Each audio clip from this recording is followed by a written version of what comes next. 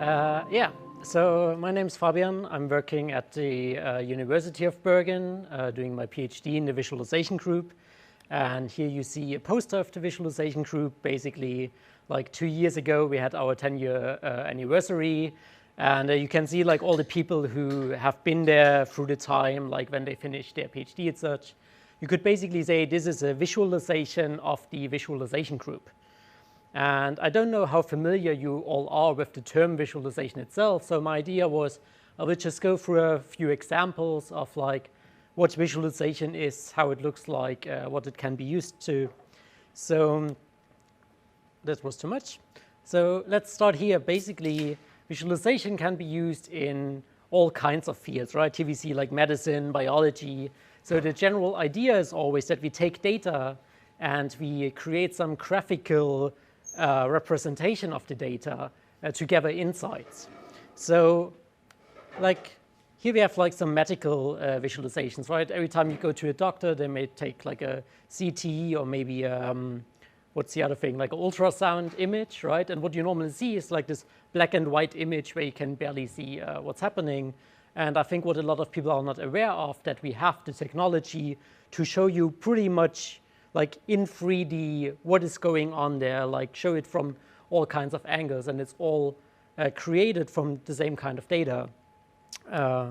Same happens in biology, where you look at like how different cells act with each other in a flow visualization, like when you have a car in a wind turbine and you want to see how well this is working in the current construction.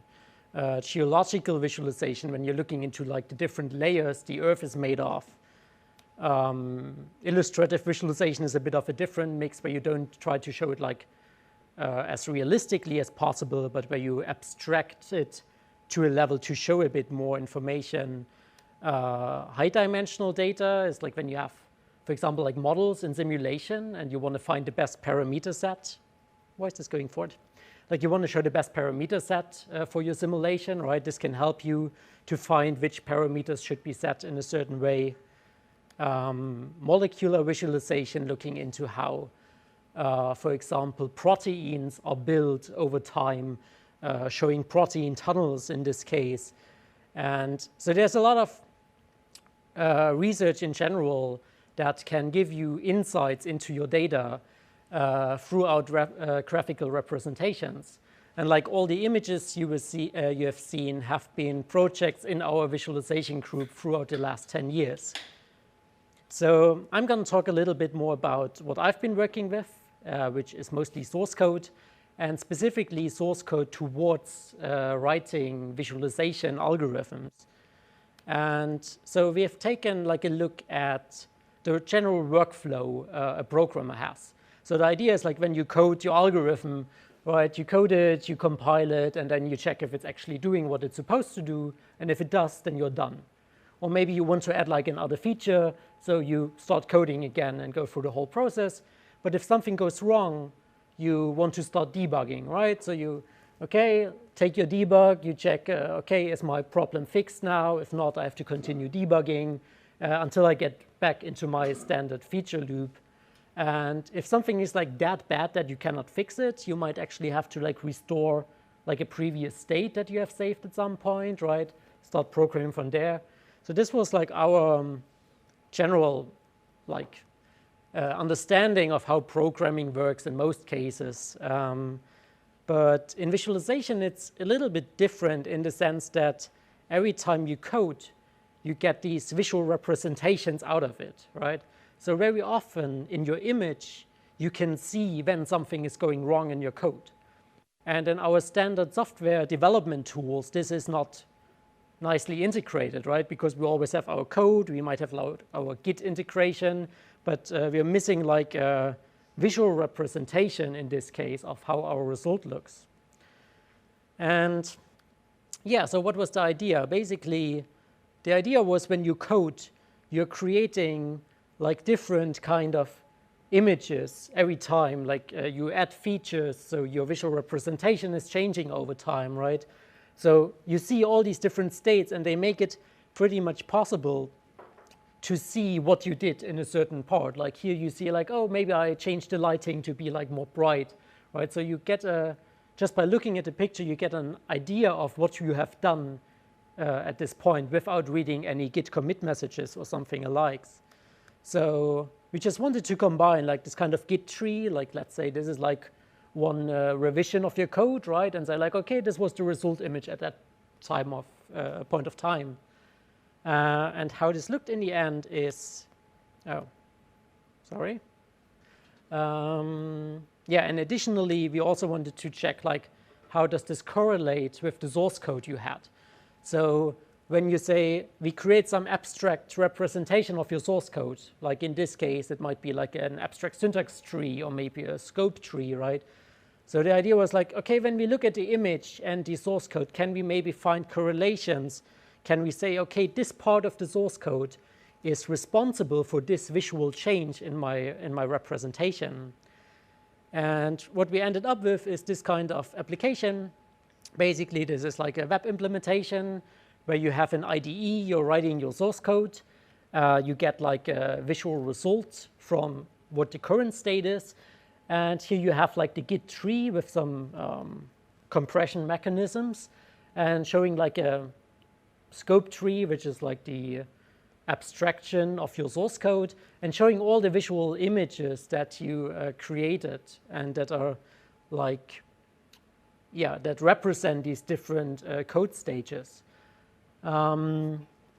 So at this point, I would just like to show you a video of how this would look in action.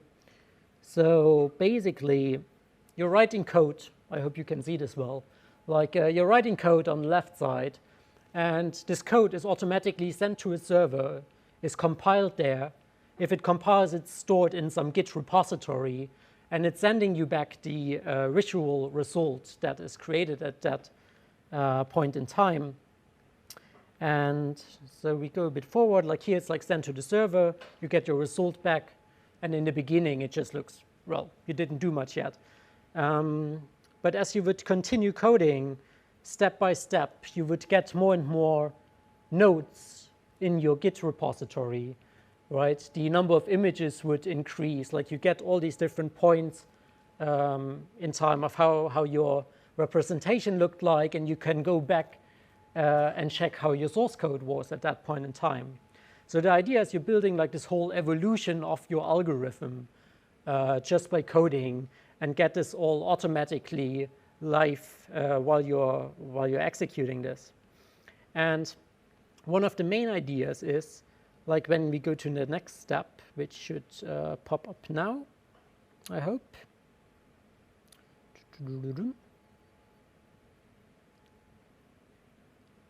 Yeah, this one. So when we look at this image, like given the fact that we know what we were looking for, right? This was like some implementation to a flow visualization. So we can see this looks pretty bad, right? So I don't even need to take a look at the code. I just see there's something wrong with my code.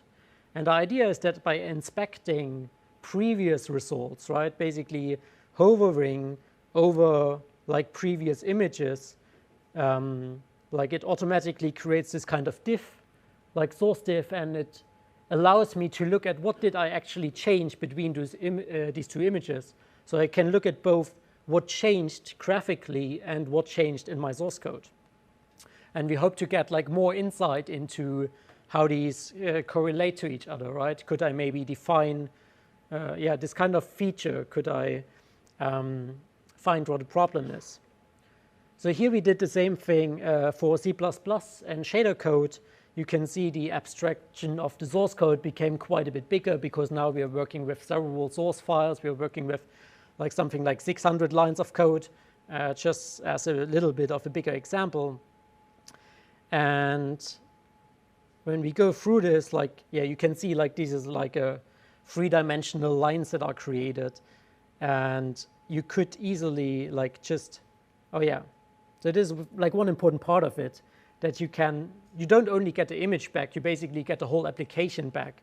So you can also interact with your visualization, and it will automatically like run all your previous Git source code again, right? So this allows you to not only check like how certain parameters, like in this case, like the camera act in your current implementation, but also how they act in all the previous states. So you can check like maybe some parameters work better with this algorithm compared to another, right? So it gives you a lot of insights that you normally don't get when you're just using like a standard Git implementation and use like your standard approaches. And it also makes it really fast to go back to a certain state when everything was still working.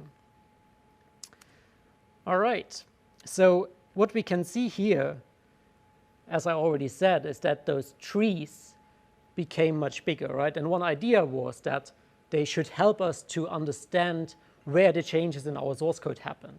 But right now, this is really difficult. Like, I cannot see, okay, what is, like, which node is different in this tree representation to this, right? So one of the thoughts I had was, like, how can we make this better? How can we show trees and their changes over time to get an easy understanding of what actually changed? And I will just jump back into the presentation. So this one here is probably like the most commonly known tree representation, right? Which is also used for graphs. Like we call this the node link diagram because you have these nodes and you connect them with links. And you find them in all kinds of variants. But when we look at, for example, there's a website called treeviz.net where you find hundreds of examples of how your tree representation could look like, right? So here I just had like 4 different visualization types of showing trees. And we can see that there are like major differences there, right? So there's not only this common thing that everyone knows about, but there has been a lot of research in how things could be shown. And one of the probably most influential ones is the tree map, which is basically you're taking this like node link diagram and you're nesting those elements inside each other. So we can see like the gray and the pink one are inside this blue rectangle, right? Which means that those two are children of the blue one, while the blue and the orange are inside the red rectangle, which means they are children of the red node. This is clear for everyone, right? So when we look at this, like this is basically what we would get if we would like to show a tree over time. Like you would have one of those tree maps, and then you just show it next to each other, right? You say like, okay, this is my first time step, this is the second, this is the third, and then you could see like, okay, I see like the blue one, here it got like bigger, right? So there must be like, maybe there was code added, and then, but here it's a bit unclear. Like for example, the white one, let's say these are like folders in a directory structure, right? So it could be this folder was taken and was moved into another folder, right? This could be like a common operation, but it could also be that this one was deleted and then I just created another folder in another directory. So I don't really know what is going on. And here is where we jump into a demonstration, because it's always really clever to do a demonstration in a presentation. There can never anything go wrong. So this one, basically the same we've seen beforehand. And what we do now, or like what the idea was, is how can we make this representation better to actually understand what's going on, right? And what we start with is that we remove this distance here, basically like this, right? So you see what's going on. We're just stretching these out. And what we want to do is we want to connect those nodes that are representing the same folder. Like let's, for example, see the blue one. We would imagine this one is the same folder, right? So we want to connect it, which we do in just a second, this way, right? So you can see like these two nodes actually share the same ID, which means like they are the same folder. So we're connecting them together, and suddenly we can see like this folder was moved into another folder, then it was deleted, and then we created a new folder in the first folder, right? So now it's suddenly more clear what's going on. So what can we do with that? Here, for example, we have a representation of source code of a simple algorithm showing the abstract syntax tree at 5 points in time. And it becomes pretty clear that, okay, here there was like this huge function, or maybe an if statement or whatever, and it was just removed completely, right? And then it stayed pretty steady, and then we created some new function here, and then decided to move it into another function, right? So we suddenly see what's going on. But one problem we have is we do not really know, like we lose a little bit of the understanding of the hierarchy, right? It's really hard for me to say, oh, this node here, like how many children does it actually have? You know, because like we have so many streams here when we zoom inside. Like I don't see, like is this, like I don't know, is this like maybe a children of this, or like what's going on?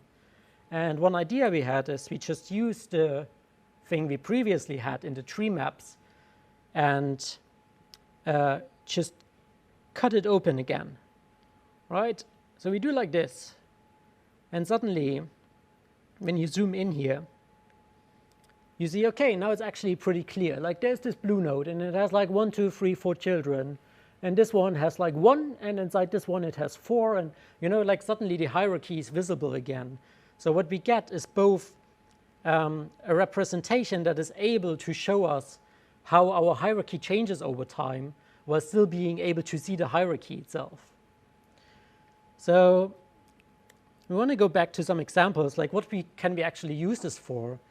And here we have a mouse brain. So what people did is they created this kind of map of the brain of a mouse while the mouse is evolving in its early years. And you see like all these different areas which have like the same color, and you can roughly see how they are changing. But actually there's like a whole hierarchy underneath this, because some of these nodes actually have like, you know, parents. Like you could say our brain is, for example, split into like the forebrain, the midbrain, and the hindbrain, right? And then these areas have sub-areas. So we can show the exact same data just in our representation, right? Looking something like this.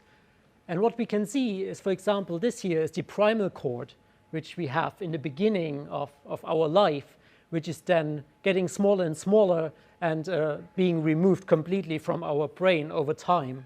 We also say this big red part, which is like part of our hindbrain, is taking up more and more space of our brain. Right? So these are like information you can get just by representing it in a little bit different way from what we are used to. Here we have source code from Leaflet, which is like a JavaScript library for representing like geomap applications. And what we can see, except for that it got pretty big over the time, is that there's this kind of code which seems to be the exact same code, and in some versions it exists, and then it was removed again, and it was put in again and removed. So like at some point it was actually the only code that existed. So I don't know, if I was the project leader of this project, I would probably want to know what this is about, right? So one thing I want to show with this is that visualization gives us a tool to find patterns in data, and especially patterns that we might not even be aware of normally, right? Like normally I would use something like data analysis when I know what I'm looking for. But if I do not know what I'm looking for, then visualization is what can help us to find such patterns, to find features in the data, and to get more insights. And here's like a little add-on. This is like Star Wars movie and the Matrix.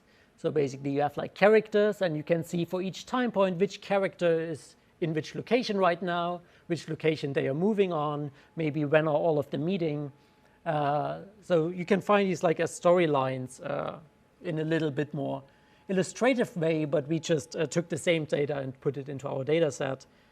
So yeah, this is a little bit of the takeaway message I want you to take here, is that data analysis always helps us when we are looking for something, when we know what we are looking for, right? If we know there is like a number that we want to get out in the end, then we just compute it, we take the number and done.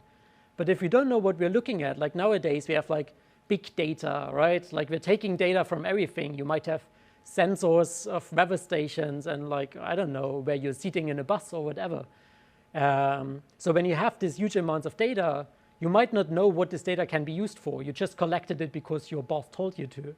but visualization can help us to actually make meaning out of this data, right? So we in the visualization group work on a lot of these projects, and we're always open for collaborations. So if you're interested, just go to our website and contact us. Thanks.